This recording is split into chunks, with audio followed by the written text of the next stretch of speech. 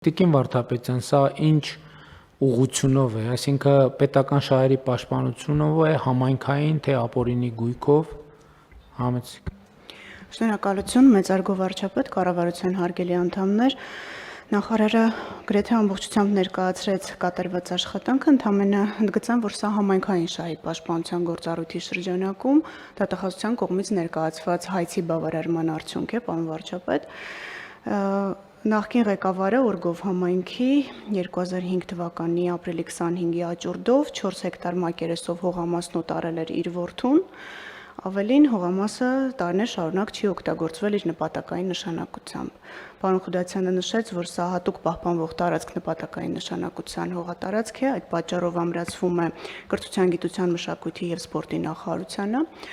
Սա կատարված աշխատանքի մի մասն է, ձեր թույլտվությամբ անդրադառնամ նախորդիվ կառավարության որոշումներով դատախազության տարբեր լիազորությունների շրջանակում ամրացված գույքերին։ Մեկ շաբաթ առաջ մեկ այլ գերատեսչության շրջակա միջավայրի նախարարությանն է ամրացվել 2 հողատարածք, որոնք գտնվում են մայրաքաղաքի հեռուստաաշտարակին հարող տարածքում։ Ընդհանուր արժեքը, պարոն վարչապետ, 2 հողատարածքների 1.5 միլիոն ամերիկյան դոլար է։ Ինչու ենք ամրացրել շրջակա միջավայրի նախարարությանը, որովհետև անտառային նշանակության հողատարածքներ են և պետք է ծառայեն բացառապես որպես ռեկրեացիոն գոտի։ Նախարարության հետ քննարկումների արդյունքում այս փուլում հանգել ենք եզրահանգման, որ որևէ շինարարություն տարածքում չի իրականացվելու և տարածքն օգտագործվելու է որպես անտառային նշանակության օգտագործելու համար։ Սա ևս պետական շահերի պաշտպանության գործառույթի շրջանակում վերադարձված գույք է։ Նշեմ, որ 2005 թվականի մայիսի 2-ին և 2005 թվականի հունիսի 30-ին կնքվել էին առուվաճառքի պայմանագրեր Երևանի նախկին քաղաքապետի և ֆիզիկական անձանց միջև։ Հակակոռուպցիոն դատարանը բավարարել է պետական շահերի պաշտպանության 2 հայցերը և անվավեր էր ճանաչել առուվաճառքի պայմանագրերն ու կիրառել անվավերության հետևանքները։ Այդ գույքերը, ինչպես նշեցի, անցյալ շաբաթ ամրացվել են շրջակա միջավայրի նախարարությանը։ Նաև, պարոն վարչապետ, առաջիկայում կառավարության նիստով կներկայացվի և լիազոր մարմնին կամրացվի Կոտայքի մարզի Ծաղկաձոր քաղաքի Մհեր Մկրտչյան փողոցի 30/1 հասցեում գտնվող շուրջ 1 միլիոն դոլար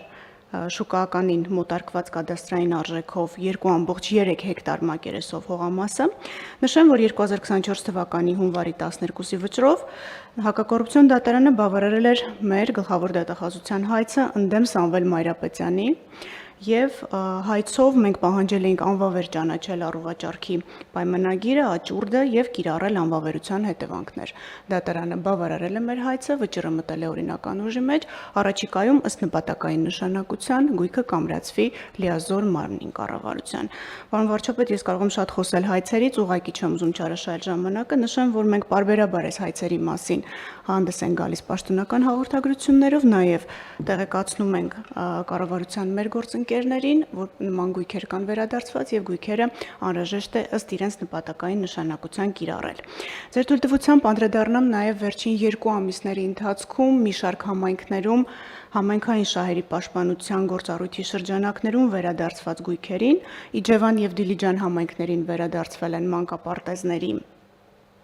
տարածքներ, մասնավորապես Տավուշի մարզի դատախազությունը կրկին պետական համայնքային շահերի պաշտպանության լիազորության շրջանակում ուսումնասիրել էր Տավուշի մարզի Իջևան համայնքի Խաշտառակ բնակավայրին սեփականության իրավունքով պատկանող 9-րդ փողոց 11 հասցեում գտնվող 198.45 քառակուսի մետր մակերեսով համայնքի մանկապարտեզի մասնաշենքի փաստաթղթերը։ Նշեմ, որ շատ հաճախ մեր ուսումնասիրությունների հիմքը, ինչպես ենք մենք իմանում, այս կամ այն համայնքային նշանակության գույքը մասնավոր անձանց պատկանելու մասին, դա քաղաքացիների դիմումներն ու հաղորդումներն են, որոնք մենք ստանում ենք տարբեր եղանակներով, ինչպես սոցիալական կայքերի միջոցով, այնպես էլ գրավոր փաստաթղթերով։ Ուսումնասիրության արդյունքում, պարոն վարչապետ, նույն սխեման էր վերհանվել 2017 թվականի փետրվարի 27-ին Խաշտառակ գյուղական համայնքը իդեմս համայնքի ղեկավարի կնքել էր անշարժ գույքի վարձակալության պայմանագիր։ Մեզ շատ հետաքրքրել էր պայմանագրի արժեքը, տարեկան 165.000 դրամ վարձավճար անճար, երբ մենք բաժանեցինք ամիսների, դա մոտավորապես 13750 դրամ էր կազմում ամսական եւ 25 տարի ժամկետով վարձակալության էր հանձնվել մանկապարտեզի մասնաշենքը։ Նաեւ նյութերի ուսումնասիրությամբ պարզվել էր, որ 2017 թվականի փետրվարի 27-ին կնքված պայմանագրի հետևանքով փաստորեն վարձակալության հանձնված անշարժ գույքը չէր ներառվել 23 թվականի հոկտեմբերի 24-ին մեկնարկած մանկապարտեզի հիմնանորոգման աշխատանքներին։ Արդյունքում մանկապարտեզը հիմնանորոգվել էր կիսատ։ Իջևան համայնքի Խաշթառակ բնակավայրի մանկապարտեզի այս խնդրի վերաբերյալ գրությամբ տեղեկացվել է համայնքի ղեկավարը, այս պահին անշարժ գույքի վարձակալության պայմանագիրը լուծված է եւ մենք նաեւ համայնքին տեղեկացրել ենք, որ անհրաժեշտ է հետագա հիմնանորոգման աշխատանքներում ներառել նաեւ այդ տարածքը։ Նշեմ, որ շուկայականին մոտարկված կադաստրային արժեքը մանկապարտեզի 44 միլիոն 121 հազար դրամ է։ Դիլիջան համայնքի Շահումյան փողոցի 34 հասցեում գտնվող 891.1 քառակուսի մետր մակերեսով մանկապարտեզի մասնաշենքին, պարոն վարչապետ, դուք կառավարության նիստերից մեկին անդրադարձել եք, չեմ կրկնի, այնինչ կառավարության նիստում արդեն հնչել է, մենք հավելեմ, որ մանկապարտեզն արժե մոտավորապես 85 միլիոն 935 հազար դրամ, դա կրկին շուկայականին մոտարկված կադաստրային արժեքներ։ Վերջին 2 ամիսների ընթացքում, պարոն վարչապետ, նաև համայնքային շահի պաշտպանության գործառույթի շրջանակում Գեղարքունիքի մարզի Մարտունի համայնքին սեփականության իրավունքով վերականգնվել է նույն համայնքի Գետափնյա 2-րդ փողոց 22 հասցեում գտնվող շուրջ $321,000 շուկայականին մոտարկված կադաստրային արժեքով 6.5 հեկտար մակերեսով մարզադաշտը։ Ըստ էության իրավական բոլոր նրբություններն արդեն լուծված են եւ մայիսի 12-ից այս մակերեսով մարզադաշտը գտնվում է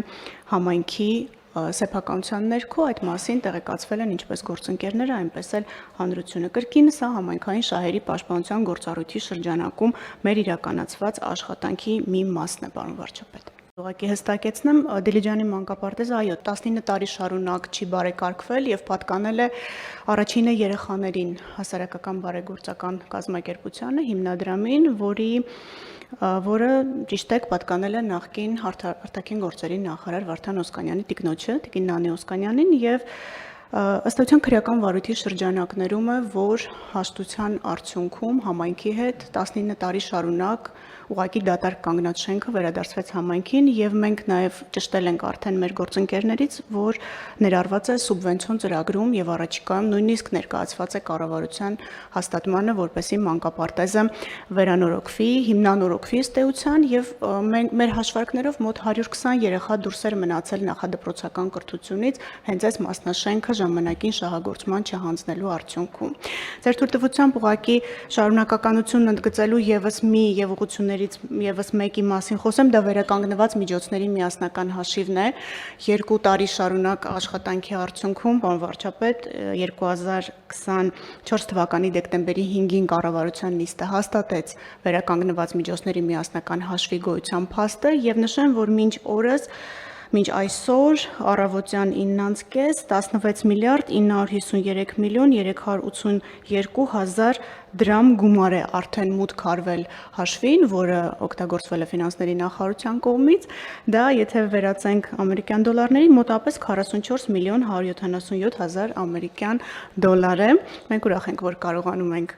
օգտակար լինել ֆինանսների նախարարությանը եւ կարճ անդրադառնամ նաեւ ապօրինի ծագում ունեցող գույքի բռնագանձմանը, պարոն վարչապետ, վերջերս շատ քննարկեցին ու շատ շահարկեցին, որ այ հեսա բոլոր հայցերը հերթով կհրաժարվեք այդ հայցերը բոլորը հետ կվերցնեք, ներողություն կխնդրեք, ել չգիտեմ ինչ կանեք։ Ուղղակի ուզում եի նշել, որ այս պահին 152 հայցադիմում ունենք դատարանում եւ 5 հայցադիմումների վերաբերյալ ունենք կայացված դատական ակտեր, բայց դեռևս օրինական ուժի մեջ չեն մտել, այդ դատական ակտերի մի մասի հետ մենք համաձայն չենք բողոքարկել ենք, մի մասի հետ պատասխանողները համաձայն չեն բողոքարկել են, բայց process-ը բնականon հունով շարունակվում է, ընդհանուր հայցագինը մոտավորապես 600 միլիարդ դրամ է։ Նաև հիշեցնեմ, որ այս գործառույթի շրջանակներում 2023-24 2023-2024 թվականների ընթացքում 8 հաշտության համաձայնություն է կնքվել, որոնցով Հայաստանի Հանրապետությանը արդեն վերադարձվել է եւ ամրացվել է Հայաստանի Հանրապետությանը 7 անշարժ 2 շարժական գույք, 2025 թվականի հունիսի 3-ի դրությամբ 815 միլիոն 200 հազար դրամ է մուտքագրվել վերականգնված միջոցների միասնական հաշվին եւ 50.720 եվրո միայն այս լիազորության ուղղությամբ, պարոն վարչապետ, նշեմ, որ անշարժ գույքերի շուկայական արժեքը կրկին կադաստրային մոտարկված շուկայական արժեքը 4 միլիարդ 200 միլիոն դրամ է։